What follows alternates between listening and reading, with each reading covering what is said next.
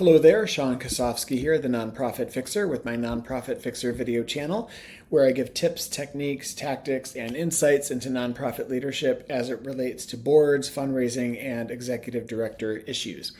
Today we're going to be talking about what does an executive director actually do? What is an ED? What is an executive director or CEO? What do they do? They're not technically the owners of the business, right? Because they're appointed by a board who technically owns the nonprofit. They are the governors of the nonprofit, they are the incorporators of the nonprofit, and they can dissolve the organization. An executive director cannot. The executive director is appointed by some people to lead the place for day-to-day implementation, but the board really kind of controls the organization and its assets, and they can hire and fire executive directors. So from a very high level, the board sort of runs the place, but the day-to-day implementation and execution of the strategic plan, the budget, the programs is the executive director. So the executive director is different in a nonprofit world than they are in the business world, because in the business world, businesses are designed for profit. They literally have one controlling mission. Many businesses may say they have values, they have a mission statement, they have all of these principles, but at the end of the day, it has one main function, and that is profit, the relentless and unending seeking of profit. I'm not saying that with any judgment. I'm saying there's nothing baked into the structure that says that it needs to stay small or it needs to only raise as much revenue as it needs. It is basically built for unending revenue. Nonprofits are not the same way, and therefore nonprofits attract leaders and executives and CEOs who understand that it is all about impact and the mission and not revenue. You only go out and raise as much money as you need to hit the mission or to fund your programs and to pay your staff. It's a very different orientation, and some people want to lead nonprofit organizations because they want to be around nicer people. They don't want to be around folks who are always looking for profit and bonuses and a big payday. They want to be around folks who are completely committed to solving social and environmental problems. And that attracts a very different kind of person. So an executive director is really hired by the board. Typically, a board is not made up of subject matter experts or nonprofit experts. So it's a very unique thing. You're reporting to a bunch of volunteers who don't work there. That makes it very unique from the private sector. But once an executive director is in, they are solely focused on achieving the mission. And all of the resources of the organization should be pointed to and aimed at achieving the mission. And an executive director is usually, whether they come from government or business, they are now all of a sudden in a position of having many different kinds of stakeholders: funders, volunteers, staff. In business, you will have a different set of stakeholders. So a nonprofit executive director is really there to implement and execute the day-to-day. They supervise a few folks, but they basically push the work down into an organization and delegate so that they can do high-level vision work in the organization and manage high-level systems. They should not be in the weeds on day-to-day details unless they're really small and there's very few staff. So another thing I want to say is there are 10 main areas for a nonprofit executive director to master. These are not dissimilar from the private sector in running a business, but I will say that these are the 10 areas that if you get these down, you will understand how to master the role of a nonprofit.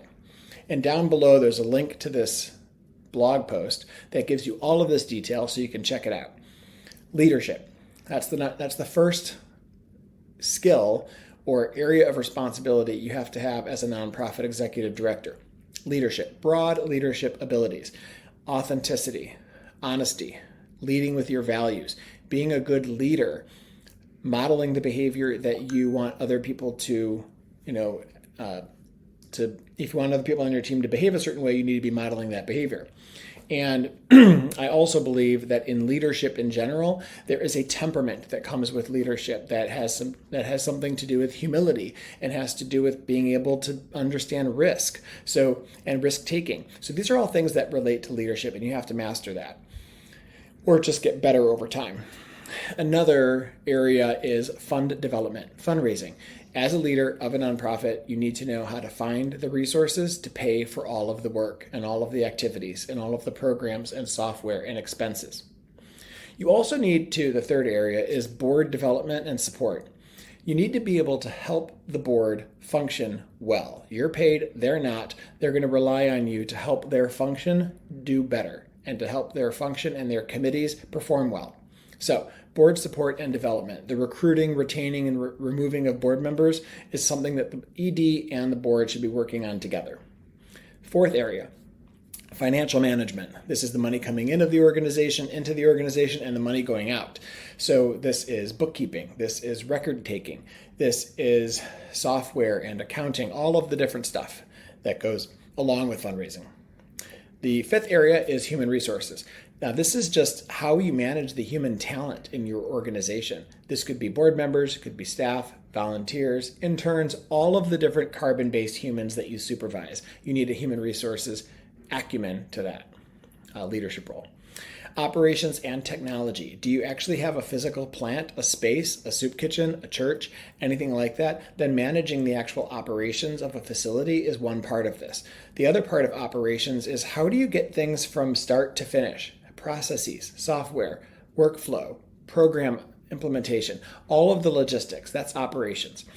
And this inadvertently or deliberately sometimes will interact with technology. So operations and technology I have grouped together. Diversity, equity, and inclusion. This is not an afterthought. This is one of the 10 areas. We cannot do work in the nonprofit sector to have social change or environmental change and not be thinking at all times about the racial impact, the gender impact, the disability impact on populations that we serve and populations who are counting on us. We are using public resources and the tax status to benefit the public. We should be thinking about the whole public and not having our work leaving anyone behind. The other areas include compliance and best practices. This one is a mixture of things you need to do at the local, state, and federal level to stay compliant with your bylaws and the law, but also best practices, like really staying on top of what makes for a finely run nonprofit.